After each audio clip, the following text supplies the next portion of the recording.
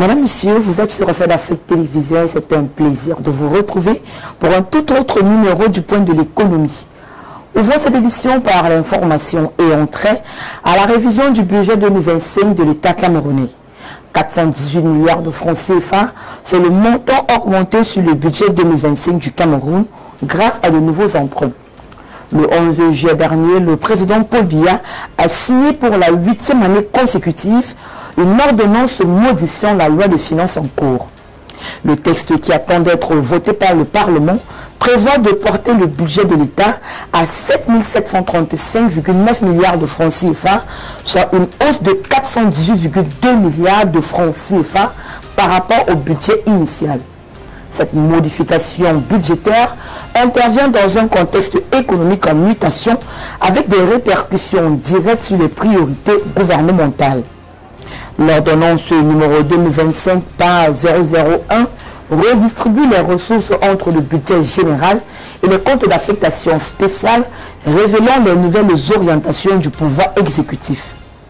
Les recettes fiscales nettes s'établissent à 4 487,8 milliards de francs CFA, en baisse de 21,5 milliards de francs CFA par rapport aux prévisions initiales.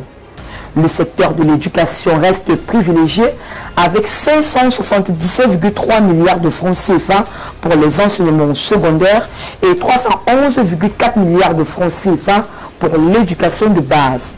La santé publique bénéficie d'une enveloppe renforcée à 325,4 milliards de francs CFA. Les infrastructures captent 611,5 milliards de francs CFA via le ministère des Travaux publics, renforçant l'engagement présidentiel pour le développement territorial. La dette publique, quant à elle, représente un poste budgétaire conséquent avec 995 milliards de francs CFA pour l'extérieur et 1458,7 milliards de francs CFA pour l'intérieur. Le gouvernement table sur des recettes pétrolières de 626,2 milliards de francs CFA pour équilibrer ses comptes dans un contexte de fluctuation des coûts mondiaux. Cette révision budgétaire traduit la volonté de Paul Biya d'adapter les finances publiques aux réalités économiques actuelles tout en préservant les investissements stratégiques pour l'émergence du Cameroun à l'horizon 2035. Au Gabon, le ministère des Eaux et Forêts et la société ETBG ont conclu le 11 juillet 2025 un partenariat public-privé ambitieux pour la mise en place d'une unité intégrée de transformation couvrant les 3 niveaux de valorisation en première, deuxième et troisième transformation du bois. Dans la droite ligne de la politique de transformation locale des ressources prônée par les plus hautes autorités, le Gabon franchit une nouvelle étape dans le processus d'industrialisation de sa filière au bois. Il faut dire que cette nouvelle infrastructure industrielle contribuera à renforcer la chaîne de valeur locale dans le secteur du bois, à réduire la dépendance aux exportations de bois brut et à stimuler les retombées économiques internes. Pour garantir la viabilité du projet, l'État gabonais a pris des engagements concrets. Il assurera un approvisionnement régulier en grumes et mettra à la disposition de la société partenaire une superficie forestière de 50 184 hectares. Cette dotation foncière permettra à ETBG de sécuriser ses besoins en matières premières tout en respectant les principes de durabilité exigés par les standards nationaux et internationaux. Soulignons que ce projet marque également un tournant pour l'implication des opérateurs nationaux dans la filière bois. En favorisant le développement de compétences locales et en structurant un écosystème d'emplois directs et indirects, le partenariat public-privé participe pleinement en l'ancrage territorial des bénéfices issus de l'exploitation forestière. 10 ans après l'adoption du Code des douanes du 14 février 2014, le Sénégal a lancé le 10 juillet dernier le processus de réforme du dit Code.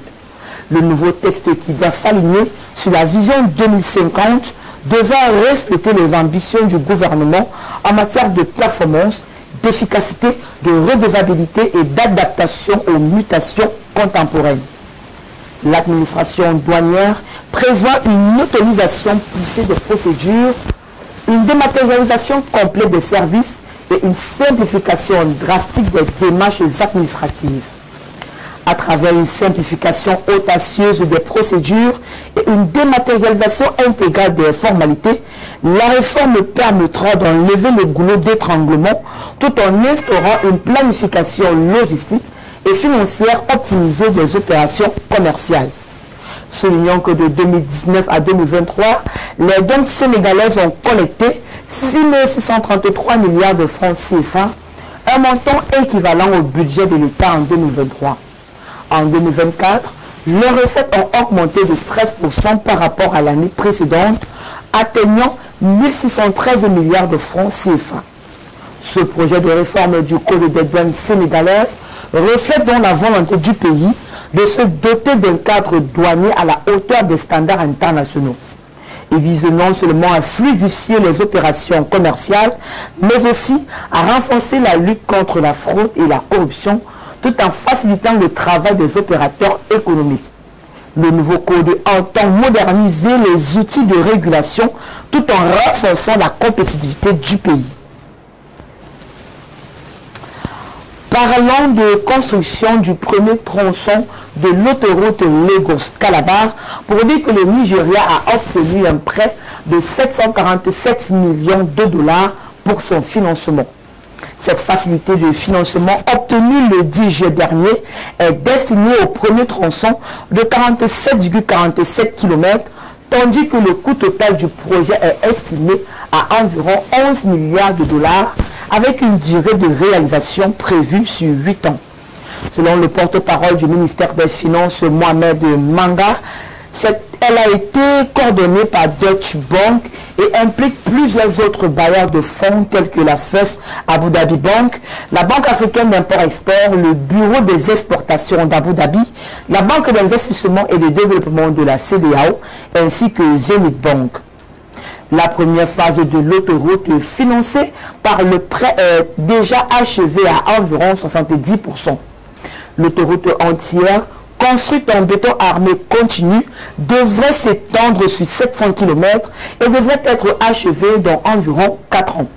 Il faut dire que l'autoroute Lagos-Calabar fait partie d'un plan national d'infrastructures routières lancé par le gouvernement fédéral.